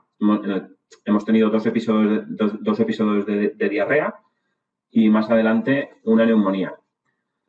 También, si os fijáis, el color lila representa los minutos de rumia y vemos que a partir de los 15 días de vida empieza a aumentar su tiempo de rumia y su tiempo de actividad, ¿vale? Veis cómo poco a poco va subiendo los minutos que la novilla rumia al día, y esto nos va a ayudar también a saber cuándo tenemos que destetar a la ternera, porque muchas veces en muchas granjas el destete se hace un poco a ojo, fijándonos un poco en el tamaño del animal o en si parece que come bastante concentrado. Pero ahora vamos a tener un dato muy significativo, que es cuántos minutos de rumia tiene esa novilla al día, ¿vale? De esta forma, pues podemos saber si una novilla se puede destetar sin problemas o no, un poco basándonos en si rumia y si tiene el rumen desarrollado también, que nos ha comentado Laura. ¿Veis esta novilla cómo va aumentando la rumia ahí cada vez que va aumentando los días de vida? La aplicación también nos permite ver a la hora que ha tomado la leche. Como veis en este gráfico se ve muy pequeñito, pero esos son las 2 tomas de leche que ha hecho la novilla. Veis que también tiene ahí el crotal, se ve en la oreja. Parece un poco grande, pero es una novilla muy pequeñita, quizás tiene muy pocos días de vida. Yo los he aplicado y no pesan casi nada. Pero bueno, vemos si ha tomado leche o no y también a qué hora. Aquí veis un ejemplo de cómo se vería en el móvil. Vemos que, por ejemplo, hay una bajada en el índice de salud y, por lo tanto, tenemos una alerta. Y aquí podemos ver, ahí en el circulito rojo de la gráfica, es el día 10 de julio, que vemos que hay una bajada en la rumia y en la actividad, ¿vale? Por lo tanto, tuvimos una alerta de salud y después vemos como al poco tiempo ya empieza a volver a subir la rumia y vemos que, por lo tanto, el tratamiento que hemos realizado en la novilla pues ha funcionado, porque vuelve a rumiar y a volver un poco a la actividad y el comportamiento que tenía antes de la alerta, ¿vale? Aquí vemos otra ternera que justo nos acaba de enviar otra alerta de salud. Si os fijáis justo al final de la gráfica, pues vemos que también ha bajado la rumia y de esta forma pues podemos ir a la caseta y ver un poco qué le ha pasado a la novilla, a ver si tiene neumonía, a ver si tiene cualquier otra patología, ¿vale? El sistema nos marca qué animal tenemos que ir a vigilar. Bueno, y ya pasamos de las novillas lactantes a ver un poco más las novillas destetadas y qué ventajas nos ofrece la monitorización de estas novillas destetadas. Sobre todo va a ser en la mejor detección de celo, como ahora veremos, y en un poco bajar la edad a la inseminación fecundante y y al final llegar antes al primer parto, que es lo que queremos en las granjas. El sistema va a detectar alrededor del 90-95% de los celos, ¿vale? En caso de vacas se habla de porcentajes alrededor del 90 y en novillas alrededor del 95, incluso más, ahora lo veremos. Nos va a decir el tiempo óptimo de inseminación, por tanto vamos a detectar mejor los celos y además vamos a mejorar la fertilidad porque vamos a inseminar a las novillas cuando estamos en el momento idóneo. Sí que hay granjas que inseminan un poco cuando ven a la novilla o a la vaca en celo, pero a veces es muy pronto para inseminarlas y faltan aún muchas horas hasta la ovulación, ¿vale? Esto nos lo han dicho clientes que después de instalar los collares de monitorización, pues inseminan un poco más tarde y han mejorado la tasa la fertilidad de la granja. También nos va a permitir filtrar los falsos celos y nos va a decir un poco cuándo usar el semen sexado, como ahora veremos. El problema de la detección de celos yo creo que no es algo nuevo y, bueno, al final con la intensificación de las granjas cada vez es más difícil detectar los celos. Los animales son cada vez más productivos, están en balance energético negativo y tienen celos silentes, tienen celos nocturnos, tienen celos muy cortos y no somos capaces de detectarlos. También es verdad que hay otros factores, como la experiencia del operario que esté observando los animales o las condiciones del establo, un suelo mal rayado, que tengamos exceso de una sobrepoblación en la granja, etcétera, ¿vale? La verdad que en muchas granjas la detección se hace bastante mal y solo con la observación visual, la bibliografía nos dice que estamos alrededor del 40-50% de detección de celos, solo mediante observación visual. Sí que se puede intentar mejorar esa detección de celos, pero con más costes en mano de obra. Pero bueno, esa mano de obra se tendría que dedicar mucho más a detectar celos en lugar de hacer otras tareas también importantes de la granja. Pensamos también que estos dispositivos pues, nos aportan muchísimo a la hora de detectar celos y como ahora veremos en varios ejemplos. Aquí en esta tabla de la izquierda se ve un poquitín pequeñito, pero bueno, podéis ver que el sistema nos da varios informes, nos dice qué vacas están en celo o qué novillas están en celo, nos dice animales que pueden ser que estén en anestro, con celos irregulares, ¿vale? Y aquí veis un poco cómo se vería en el informe. Si, por ejemplo, clicamos en las vacas que están en celo, veis que nos da la identificación de la vaca y nos dice un índice de celo que muestra un poco la calidad de ese celo. Y, bueno, el ganadero puede ver, por ejemplo, que la vaca 167 tiene un índice de celo de 96, que es un índice de celo muy bueno, y la vaca de 160 pues tiene un índice de celo peor, un índice de celo de 75. Por lo tanto, sí que el ganadero o el veterinario o quien vaya a inseminar esa vaca pues puede chequear luego pues lo de siempre, ¿no? La descarga vulvar, que la vaca esté lista para ser inseminada, ¿vale? Por lo tanto, el sistema nos da un índice de celo en cómo de bueno es ese celo que está teniendo la vaca. Aquí veis un poco lo que sería lo que he comentado antes, el momento óptimo de la inseminación, que habría que estar, tendríamos que estar en el color verde y se calcula pues un poco teniendo en cuenta la conducta de celo y el momento en el que se va a producir la ovulación, ¿vale? Ahora lo veremos un poco cómo se hace la ventana de inseminación de forma muy breve. En este gráfico podemos ver, por ejemplo, que hemos tenido dos conductas de celo, que son los dos picos estos azules, de una vaca en particular, y vemos que el 1 de abril hubo una alerta de celo y luego pues ha vuelto a tener otro celo hace relativamente poco, ¿vale? Este comportamiento de celo no solo depende de la actividad, también hay otros factores que intervienen, como una pequeña bajada en la rumia o si el animal ha hecho una monta, el sistema también lo detecta, ¿vale? Todos estos comportamientos se meten en una especie de ecuación y nos da una alerta de celo que es muy fiable, ¿vale? Como veis, detecciones de celo de en torno al 95% en novillas. Con la monitorización también vamos a poder ver vacas en anestro o que no muestran una conducta de celo durante un periodo largo de tiempo. Vamos a poder ver posibles quistes o vacas que tienen celos irregulares. Vamos a poder ver también, nos envía una alerta en caso de un animal que haya estado diagnosticado como preñada, la vaca diagnosticada como preñada, si de repente hace una conducta de celo al estar en unos meses de gestación, pues el animal, o sea, el sistema nos va a dar una alerta de un posible aborto, ¿vale? Si vemos un comportamiento de celo en un animal que previamente ha sido diagnosticado preñado. Aquí lo que os he comentado, cómo se calcula la ventana de inseminación para saber el momento óptimo de realizar la inseminación. Nos da la alerta para semen convencional y para semen sexado, ¿vale? En caso de querer usar semen sexado, también nos dice cuál es el momento idóneo.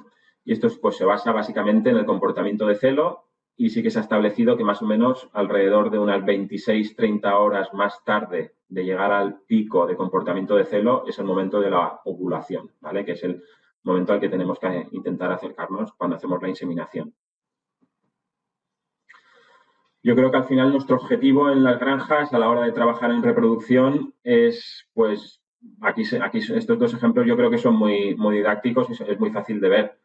Vemos dos ejemplos que, esto nos lo presentó un profesor de una universidad de Estados Unidos, y veis que ambas granjas, aquí el circulito estaba puesto en los 14 meses, se ve que se ha quitado ahora, ¿vale? El circulito este rojo es para que os fijéis que ambas granjas hacen la inseminación a la vez, la primera inseminación. Hacen la primera inseminación a los 14 meses, pero luego vemos que la data de la concepción y la data del primer parto varía, ¿vale? ¿Por qué cambia tanto de una granja a otra? Porque en una granja tenemos una fertilidad muy alta y una detección de celos buena, y en la otra granja no, tenemos una fertilidad más baja y una detección de celos un poco peor, ¿vale? En este caso, la granja de arriba tiene una reproducción deficiente y la granja de abajo pues tiene una mejor reproducción. Y esto se ve en la gráfica que veis a la derecha. Queremos un poco que nuestras granjas a nivel de repro empezar a inseminar pronto, pero también preñar pronto. No vale con solo inseminar pronto, también hay que preñar pronto, y esto se consigue mejorando la detección de celos y consiguiendo pues inseminar en el momento óptimo. Veis como una granja preña muy pronto y la otra pues no tanto, y tarda mucho tiempo en acabar de preñar a todas las novillas. Aquí ya os pongo dos ejemplos de granjas de España, en este caso, que han empezado a usar los dispositivos de monitorización. Y para que veáis el rápido retorno de la inversión que tienen estos dispositivos solo mirando repro, no mirando ni estrés por calor, ni las alertas que nos da de rumia, ni eso. Solo mirando el tema de reproducción vais a ver que el rápido retorno de la inversión que tienen estos dispositivos. En este caso es una granja de Lugo, que sí que es verdad que tenía bastante buenos datos reproductivos, tiene una bastante buena detección de celos, tiene un 73% de detección de celos, yo creo que no es lo normal. En este caso, este chico tenía las novillas al lado de las vacas y sí que la detección de celos era bastante buena, muy buena. Y sí tenía un 62% de fertilidad. Es decir, partimos de una granja que está un poco por encima de la media, pero bueno, si os fijáis, desde el momento que puso los collares y empieza un poco a monitorizar, en julio del 2020, veis, fijaros, la detección de celos en esas novillas ha subido a un 98,5%, también ha bajado los servicios por concepción, ha mejorado la fertilidad y, por lo tanto, tenemos menor edad a la inseminación fecundante y menor edad al parto, menos días que tenemos que alimentar a la novilla, menos servicios por concepción, ¿vale? Todo esto al instalar los collares. Si hacemos las cuentas, a ver, aquí, si hacemos las cuentas, al final nos hemos ahorrado 26 días hasta la inseminación fecundante, por lo que si lo multiplicamos por 2,7 euros, que es un poco el coste que tiene un día en un centro de recría de referencia, ¿vale? Multiplicamos esos 26 días por 2,7 euros, tenemos un ahorro de 70 euros solo por bajar la edad a la inseminación fecundante, 70 euros. Si tenemos en cuenta el ahorro en semen, al mejorar los servicios por concepción, si os fijáis, sumamos las dos cosas, los 18 euros también de ahorro en semen, tenemos al final un ahorro de 88 euros en total en una sola novilla, ¿vale? Es decir, que dejando los collares de monitorización en una sola novilla durante 4 meses, nos hemos ahorrado 88 euros, ¿vale? Sin tener en cuenta otros datos, con que vamos a necesitar al final menos reposición, menos instalaciones para recría, menos costes de recría. Por lo tanto, en esta granja, en la que partíamos de muy buenos índices reproductivos, sí que hemos calculado que el retorno de la inversión en monitorización, solo teniendo estos indicadores, es alrededor de a los 6-7 meses, ¿vale? Es decir, en 6-7 meses ya hemos amortizado el coste inicial que tiene ese collar o la instalación de estos dispositivos. Y además estos retornos son bastante más sorprendentes, como ahora veremos en el siguiente ejemplo, cuando tenemos ganaderos que no tienen tan buena repro como tenía este, ¿vale? En este caso tenemos otro ganadero que tiene peor detección de celos y tiene peor tasa de concepción. Y bueno, es un poco lo que solemos ver en bastantes granjas. Desde que empezó a monitorizar, en septiembre del 2020, pues vemos que hemos mejorado mucho la detección de celo y hemos mejorado la tasa de concepción. Y si volvemos a hacer las cuentas, pues nos hemos ahorrado 42 días hasta la inseminación fecundante y un ahorro en semen también bastante importante, ¿vale?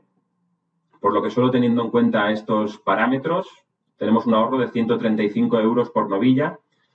Es decir, con una sola novilla ya hemos amortizado el coste del collar de monitorización, ¿vale? Sin tener en cuenta que luego el collar tiene 7 años de batería y podemos seguir usándolo en otros animales y sin tener en cuenta también todas las alertas que hemos comentado que nos da de salud y de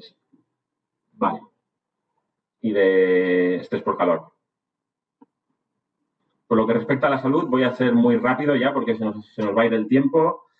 Voy a comentar brevemente los dispositivos de monitorización. Pues eso nos dan alertas nos dice la identificación de la vaca, nos da el índice de salud y, sobre todo, este índice de salud se baja en varios comportamientos, pero tiene muy en cuenta de la rumia, ¿vale? Tiene muy en cuenta la bajada de la rumia. Aquí, por ejemplo, vemos una vaca que lleva 282 días preñada. No se ve aquí porque se ve muy pequeñito, pero en el ordenador y el móvil sí que se ve. 282 días preñada y nos dice pues, que hay una bajada en la rumia, ¿vale? No se ve, pero a las 12 ha tenido una bajada de rumia y desde ahí pues sigue bajando. Por lo tanto, tenemos que ir a ver esa vaca porque seguramente esté teniendo algún problema en el parto, porque teniendo en cuenta que lleva 282 días preñada y que ha hecho esa bajada de rumia, pues seguramente algo esté pasando, ¿vale? El sistema nos la marca. Aquí os pongo un estudio que es bastante popular en el sector y, bueno, es un poco para que veáis la importancia de la rumia y de la monitorización de la rumia para tener alertas tempranas de salud. Y, bueno, en este estudio los veterinarios observaban de manera bastante exhaustiva a los animales. Se hacía un examen exhaustivo en el posparto, es decir, no era la inspección normal que se hace en las granjas. Los animales se ataban todos los días, se auscultaban en busca de problemas de rumia, se hacía observación visual, se hacía palpación uterina y descarga vulvar, se ordeñaban 3 veces al día buscando un poco más de mamitis, se miraba la fiebre, se hacían tiras de cetosis para detectar posibles problemas también. Es decir, se hacía todo este protocolo exhaustivo de diagnóstico en granja en posparto y todo esto se comparó con los collares, ¿vale? Y aquí tampoco se va a ver porque se ve muy pequeño, pero simplemente que sepáis que los collares detectaban alrededor del entre el 90 y el 100% de los trastornos digestivos, entre el 90 y el 100%, y además algo muy importante es que se adelantaba alrededor de entre 3 y 2 días al trabajo que hacían los veterinarios, ¿vale? Es decir, la monitorización de la rumia yo creo que es algo muy importante y que nos da muy buenos resultados, sobre todo por lo que respecta en alertas de salud. En el primer caso era desplazamiento de agomaso, vemos que detectó el 98%, 3 días antes que los veterinarios haciendo nuestro examen exhaustivo. Sí que algunos veterinarios ven esto como que nos vamos a quedar sin trabajo por culpa de estos collares, pero yo creo que el desplazamiento de agomaso, lógicamente, lo tiene que operar el veterinario, no lo tiene que operar el collar, ¿vale? Simplemente tenemos que ver los collares como una oportunidad, sobre todo por estos buenos datos que nos da con la monitorización de la rumia, que es algo muy interesante. Y ya para acabar, el estrés por calor. Como he dicho, estos collares nos permiten monitorizar el estrés por calor, sobre todo a la hora de detectar el jadeo. Y en este caso, pues en la gráfica cada punto es cuando la vaca está jadeando y luego las letras es un poco lo que hace la vaca en cada momento.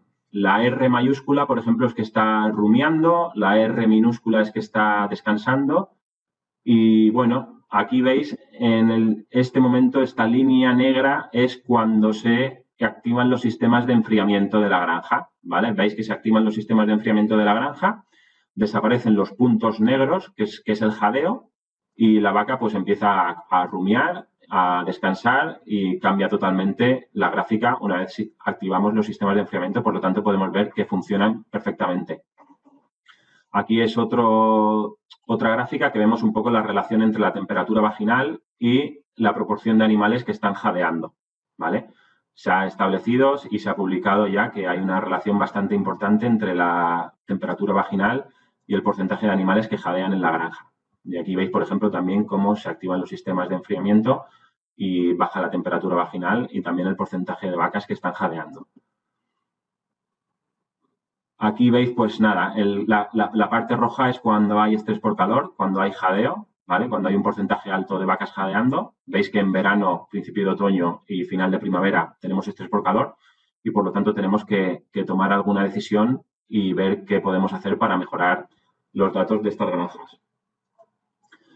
Ya para acabar, el 22 de agosto, en este caso, en esta granja, pues veis que fue una granja que se olvidaron una llave de paso cerrada, ¿vale? Se la dejaron cerrada y el sistema nos dio una alerta de que había estrés por calor y, por lo tanto, pues el ganadero pudo ir ahí y ver que por qué estaban todas las vacas jadeando y qué había pasado. También veis que esas vacas pues disminuyen la rumia, disminuyen la actividad, por lo tanto, el sistema nos las marca y podemos ver que no tienen agua en el bebedero.